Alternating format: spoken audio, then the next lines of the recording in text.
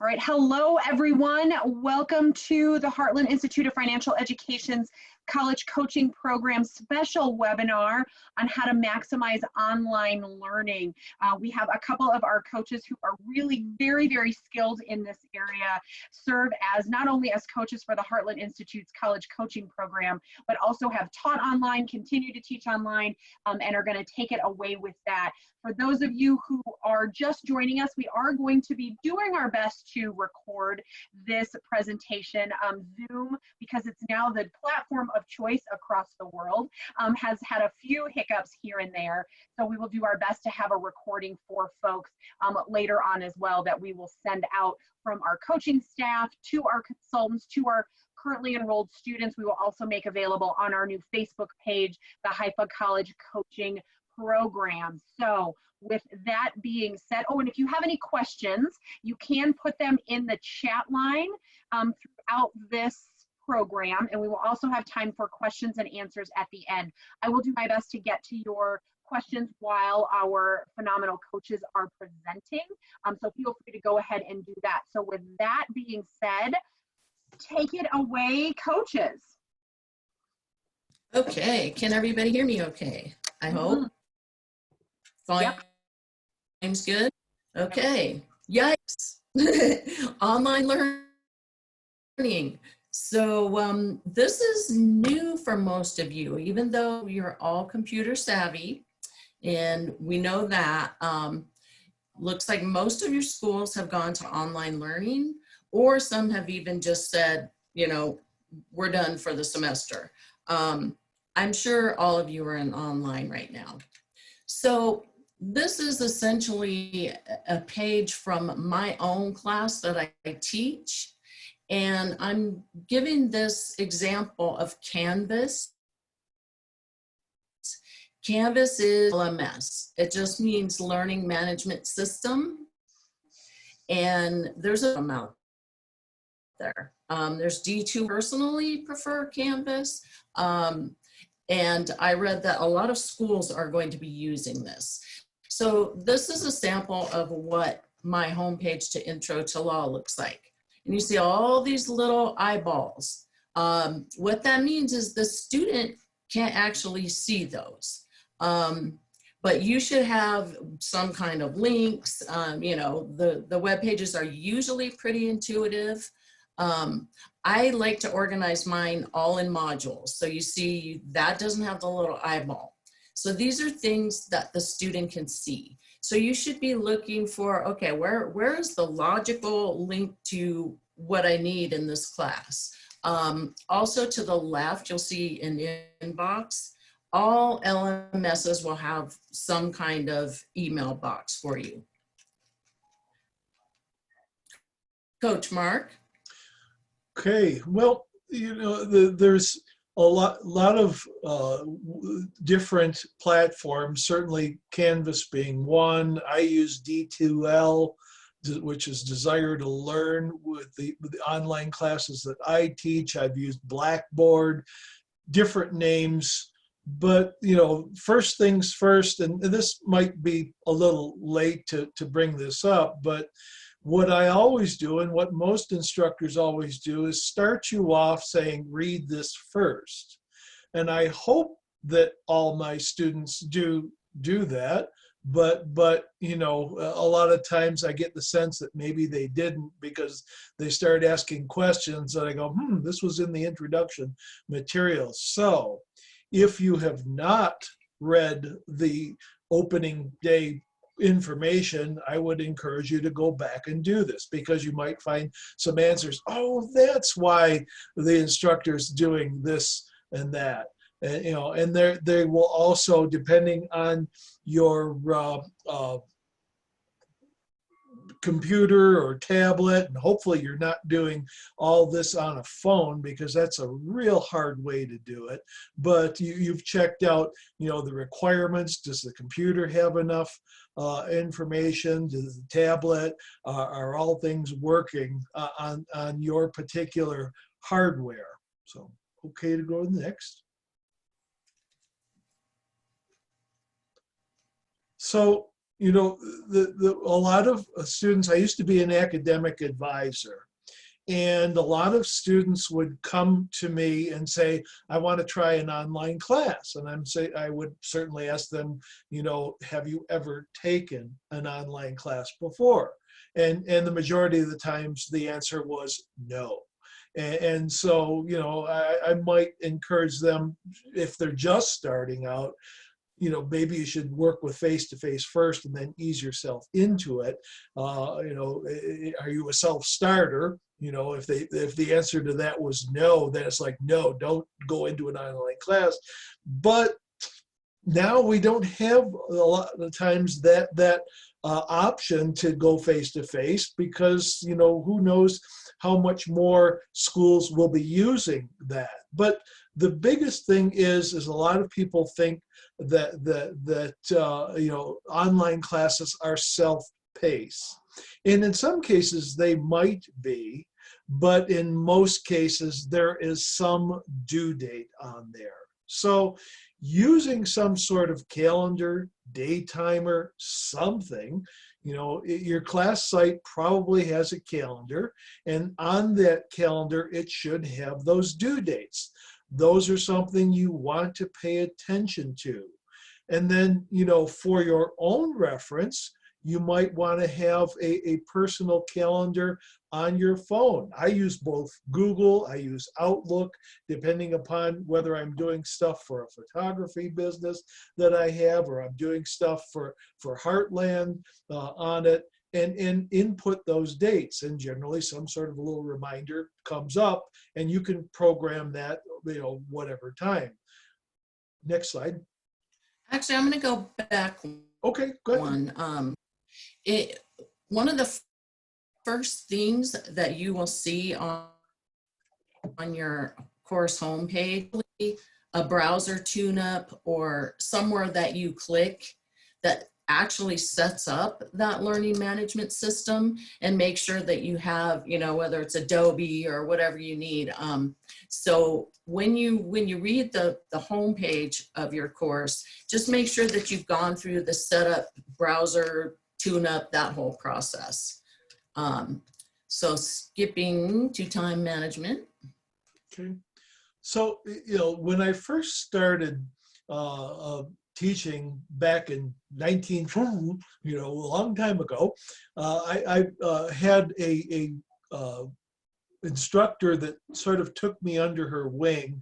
And the big thing at that time were thinking skills. And it dawned on me that there are some, what I ended up calling backward thinking in several processes. And time management is very key.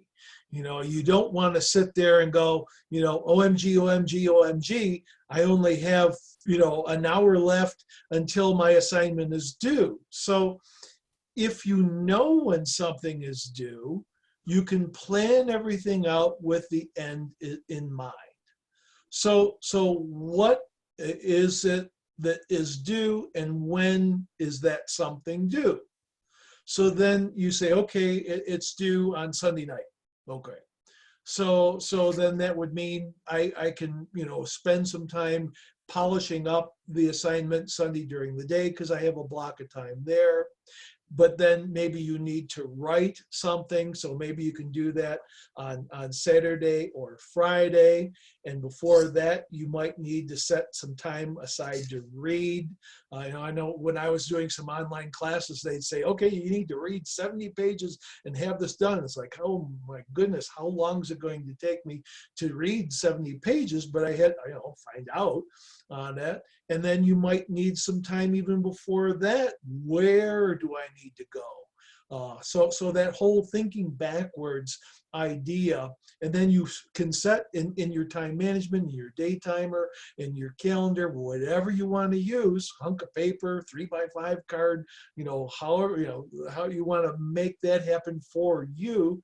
think backwards, and then put that all into your calendar. So then, oh, okay, this afternoon after I eat lunch, I should probably do my reading. And then, oh, look, it's Friday, and I've set aside some time on Friday to do my writing. Let's gather all the materials, and do that now. And if you have free time and nothing to do, that's not saying that you can't do those things then too, if and then that opens you up for future things. Okay. Next slide. Okay. Actually, I'm going to go back again and talk about the scheduling.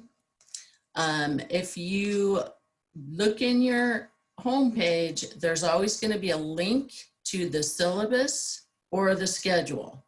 So that guy right there is what you want to look at. Click on that, and then this is what you see. So I just happen to organize in modules. Your teachers might do things very differently. But so for my online classes, again, you've got the same taskbar here. Everything's organized, into modules. So to do the discussion, they just click in there. It makes it really nice and clean and easy for you to navigate around. But definitely look for syllabus, schedule, whatever the due date document is that your teacher is going to provide. If you can't find it, that should be the first question you're asking. But this is what a nice clean course would look like, right? We don't know exactly, what yours is going to look like. An excellent point, Diane. I'd forgotten about the syllabus. So many questions get answered in that syllabus. Are there late policies? Can I hand something in late? If I do hand something in late, is that something that is going to be deducted in points? What is the grading structure of your class, so that you know those things on it? Being present, right? Because some. Go ahead. Sorry, Mark. And often you'll be locked out of the assignments. So they'll have a due date and due time. And after that point, you probably won't be able to log in and do anything. I would say that's like a 95% probability. Being present in the class, and what does that mean? Well, it is common on online classes, and you probably have already experienced this, to have, in addition to the essays and things of that nature, a discussion. And so the discussion's on some reading. And the goal of a discussion is to recreate as best as possible a classroom environment. So here's the discussion, and go ahead and the discussion will have a question, and you're asked to put in some sort of initial post. Think that through, and make sure you post about halfway into it. So in other words, if the discussion is open for a week and it's from, say, Monday to Sunday, I would say posting Wednesday or Thursday would be very, very appropriate.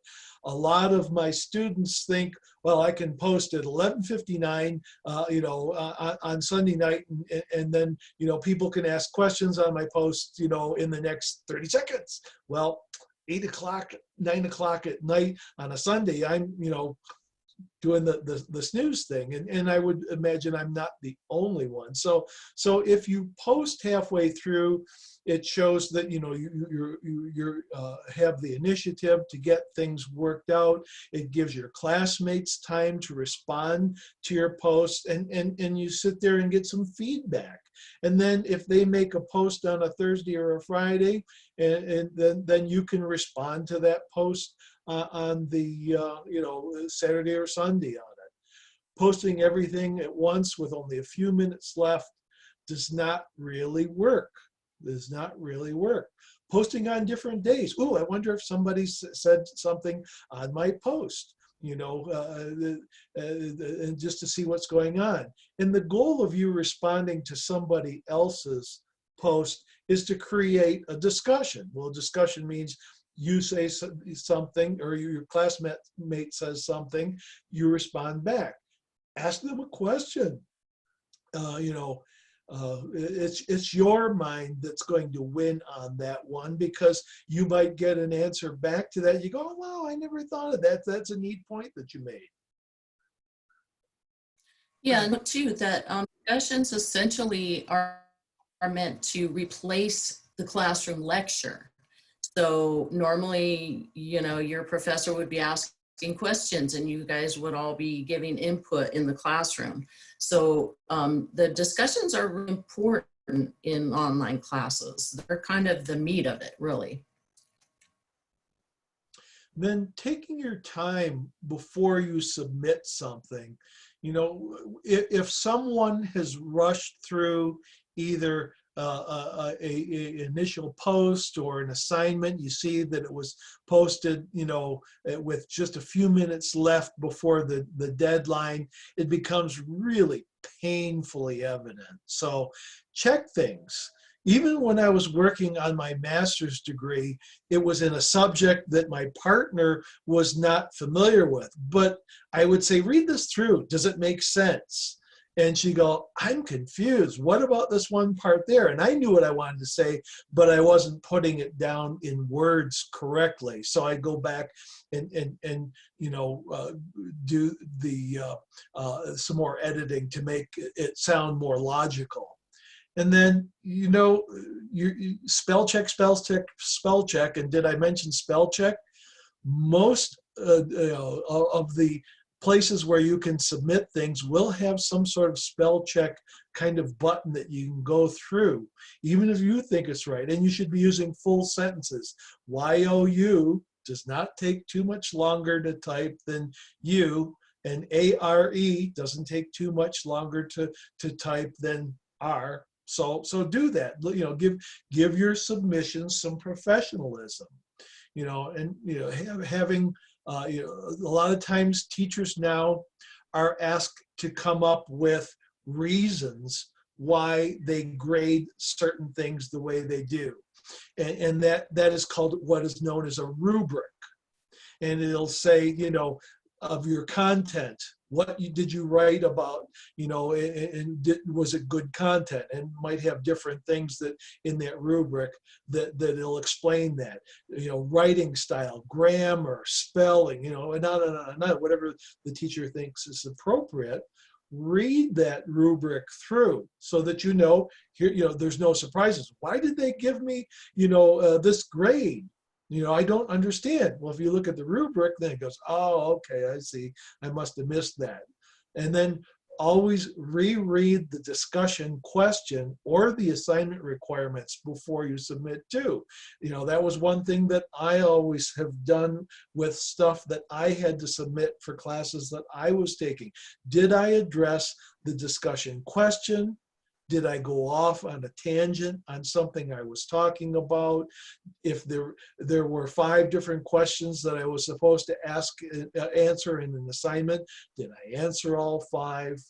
And a lot of times too, there will be tutoring services. So if you're in that are online, you know, the one that my school uses is a 24/7 tutoring line, and you can submit something at any time, you know, to get help on. And writing labs, if you're worried about, well, maybe, you know, I've always had a problem with writing essays. There may be a writing lab available that you can submit. Now, this does mean that, you know, if that writing lab has, say, a 24-hour turn time, and your assignment's due on Sunday night, you might have to submit your initial draft on Friday, get it back Saturday, give yourself some time to rewrite it, and go from there. Okay. This is a sample of what my grade book looks like in Intro to Law. Hopefully, again, yours looks this simple. It's, you know, your student name. You won't see anybody else's. You'll only see you, but you see each task and the grade there. So, you know, it should be nice, neat, and clean. And there should be a link in your class that's just says grades or grade book. And So this is pretty similar to any of the other LMSs out there. They should all kind of look like this in your gradebook. It's okay to contact your instructor on it. So, you know, some tips on that. Email is not texting, you know, so if, you know, it's like, I'm confused. Okay, confused about what? Our next assignment. Okay, we're moving, you know, but what happens is if you just say, I'm confused, you send that email, it may take the instructor 24 hours to respond to you. And then you start expanding on it. And if the instructor has to respond back with more questions asking for clarification, then, you know, now you have some things going on that you know, you say, oh geez, I'll just make my best guess and submit it. Whereas if you think about what would your instructor need to know to answer your questions, put that all in the first email. And I have some wonderful students that do this for me. They'll sit there and say, here's what I'm confused about. You know, I thought it might be this. Am I on the right path? Or can you clarify the section of the instructions that I'm worried about is, you know, and they'll cut and paste a little bit from that. Great. I know exactly where they're at. I come back at them. Here's you know, a little bit more clarification. I hope this helps, and they can move forward in all that they would like to do.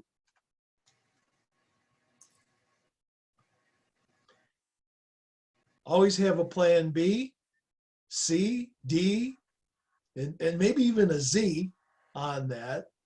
So questions to ask yourself is, what will you do if your internet dies? I've had some students that you know, that were, you know, my online class started before everyone else's. It was just a normal online class, but they were using the computers at the school. Well, of course, the school closed, so they had no computer. A lot of them had to run out and buy, you know, a new computer, which I felt bad, because who'd have thunk that this is going to happen? But you know, what is your plan B if that something does happen? If your internet dies, you know, and I've had some students go, "Oh, my internet died, that's why I couldn't." Well, you know, if you probably didn't try and submit it at 11:59 when it was due at midnight, you know, so this excuse is sort of close to "my dog ate my homework" kind of stuff. What if you already have a computer or tablet and that dies, gets a virus, whatever? What will you do? And you know, I've had some people that they try and do that late post. They hit the submit button, and all of a sudden, you know, nothing happens because they waited just a second too long. Now we're telling people in the different time zones, you know, because sometimes internet people. I had one student one time that was in Germany that was submitting stuff. It was a student who was in the military, was stationed in Germany, but was submitting stuff at, you know, I'd look at, and I was like, she submitted it at 3 a.m. Oh, that's right, she's in Germany on it. But so give yourself that lead time. I mean, so even if you have, you know, 2 hours, an hour, whatever is better than 5 minutes before, and you're trying to restart a computer or things of that nature.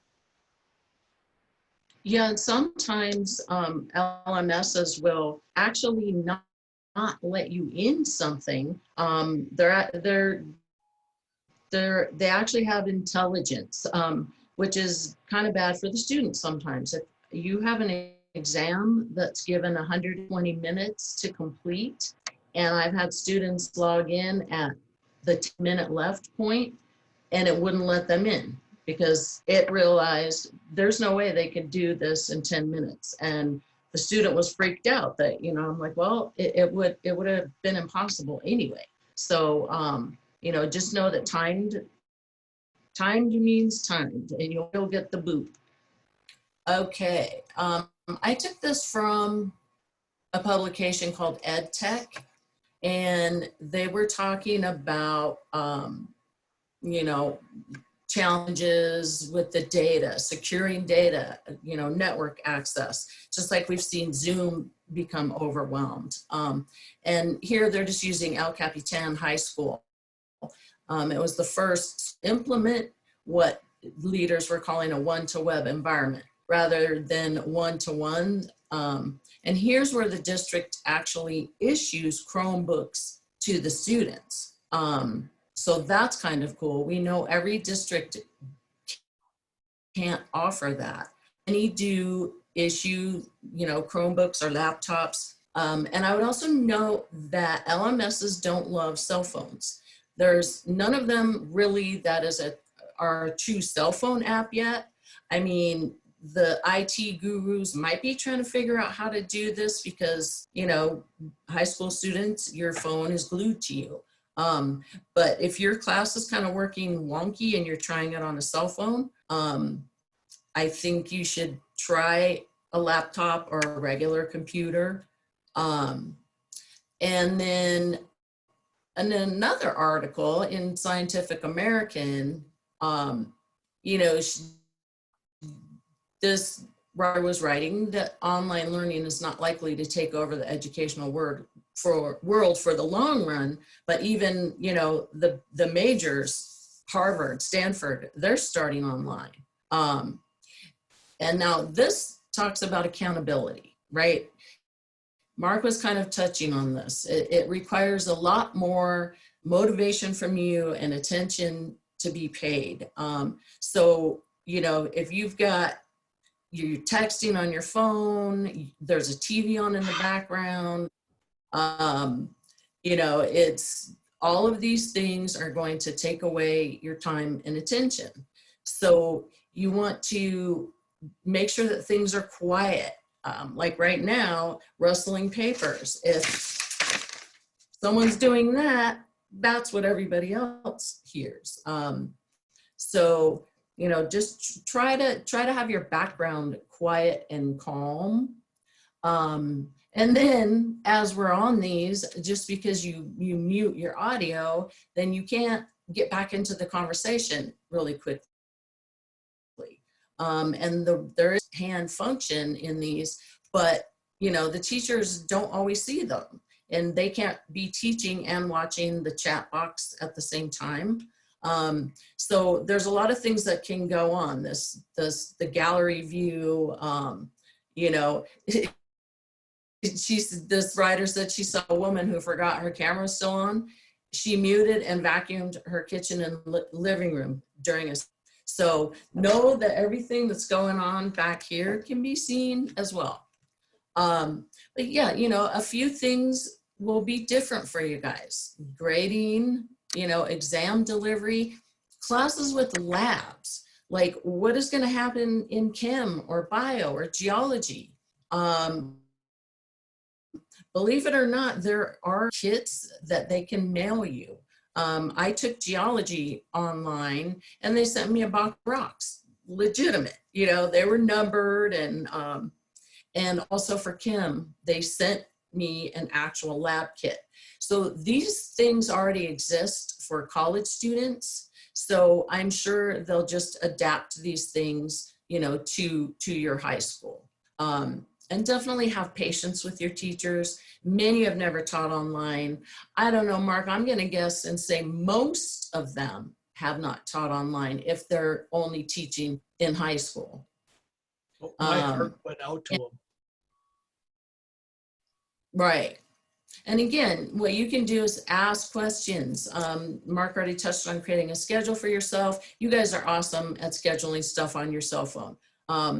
And separate your social media time from school time. I highly bouncing back and forth. So give yourself school time and give yourself social media time. Keep those separate, definitely. And that, I think, is all we have. So we can open it up to questions. And you guys can just unmute and pop in.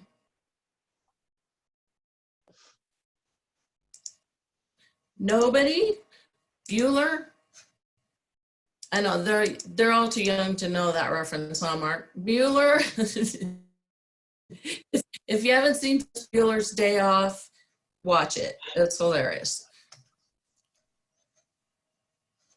Or go ahead and type in the chat line now. We can read that, you know, and then answer your questions if you're more comfortable with that.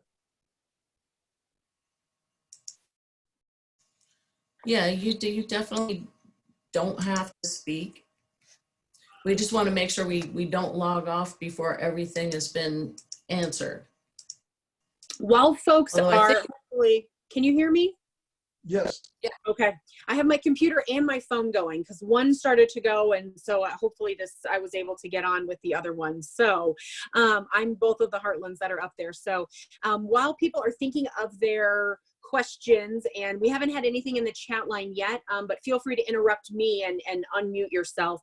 But wanted to point out just a couple of things. First and foremost, thank you to Coach Mark and Coach Diane for all of your hard work on behalf of all of the students who are doing this across the U.S. and the world, and specifically for our students here in the college coaching program, and for putting together and hosting today's program. So a big thank you to them. But also wanted to point out, we have a couple of new things for those of you who have been with us previously. We have a new website that I want to point out. It's got a lot of information on it. Some of the stuff from our website before, but in a much better way, a much easier way to navigate. So that's collegecoaching.org. So go ahead and check that out. And then we also have a new Facebook page. And so that's a great way to find out what different events are coming up. We have a lot more webinars starting next week. We have at least 3 or 4 more that are specific around the idea of the coronavirus pandemic, those types of things. So so feel free to find that information out on our Facebook page. Go in and like that. So looks like we have a question on the chat line. Daisy, if you actually want to connect with me after this, I know that we had some technical difficulties getting on at the very beginning, and so we are recording this and it will be made available. I think that might be easier for you to jump on and look at that, but you know how to get in contact with me. So if you have any specific questions about that first half of the program, I'd be happy to go over that with you. And again, we'll have our slides as well as our recording. Hopefully the recording was stable enough. We've had some of those issues as well. If for some reason the recording wasn't stable enough because of Zoom or something along those lines, we will PDF version these specific slides so people have access to the information. So one way or another, you'll get the information from the Heartland Institute. Yeah, excuse me, Megan. I see Vicki has some great advice. She's a consultant for us. She suggests to have students screenshot their confirmation once homework is submitted. That is a very good idea, because you don't always get some kind of confirmation. And so yeah, that's a good idea. Screenshot it and save it. You know, this is going to be a little bit different for you all, and I don't think it's going to be a huge challenge because you're all technically savvy. So it would just be like finding where the heck is the stuff in my class. And don't be afraid to ask your teachers those questions because, you know, again, this is very new for them. But I think everybody's got it. And here, I'm going to give you luck. I have a little Buddha. You can rub his belly. I'm rubbing his belly for luck. Mark, I didn't see you rub his belly. There we go. Okay, everybody rub Buddha belly, and that means that this online stuff is going to be awesome for you. Yeah, one more thing to sort of piggyback on your response to Vicki too is sometimes, you know, and this is the interesting thing, you can be as savvy as you want, but there will be as little intricacies about, you know, different online programs that are just a little bit different. And you know, sometimes different submission sites want you to save your work first and then hit submit. So if you just hit submit, it doesn't go. You have to save first, then submit. Why? I don't know, but that, for some, that's the process on it. But yeah, there's the plan C too, is doing that screenshot. And it's sort of sad to think, geez, I have to do that, but better than not graduating too. Right. And, we don't know what learning management system everybody's going to have. I was just trying to do some research and found that Canvas was going to be a fairly common one. So that's why I used that example. But, we don't know exactly what you'll get. They'll work basically the same. But, again, look for the schedule or syllabus and ask your professor questions. And now you have the good luck from Buddha. So I think everyone's going to do great. So trying to remember the mudra for teacher was, this, that's right. There you go. There you go. Nice. All right. Well, thank you all so very much. Again, thank you, Coach Diane, Coach Mark, for taking on this task in a short amount of time. We're doing that a lot at the college coaching program right now to try to make sure that we're getting this information out to our students, our consultants, as quickly as possible. So thank you so very much for doing that. This was great information. We will do our best to have a recording. Hopefully that will work. We will push that part out, and if not, we will PDF these slides so it can be pushed out from coaches to their current students and families, to consultants, those types of things. So if anybody has any questions, you can send me an email, megan.pickett@hife-usa.org, and we will make sure that you get what you are looking for. So everyone, thank you so very much for joining us, for taking the time out of your day to join us for this really great information. Not sure if you can hear that herd of elephants that's upstairs, but it is my 6- and 8-year-old. Apparently their movie is over earlier than I anticipated. So I wish everyone, as always, I wish you health and safety, but especially during these times, our thoughts are with you and your family, friends, and community. So thank you so much for joining us, and we look forward to being in touch with you soon. Thanks again, everyone. Have a great day. Bye.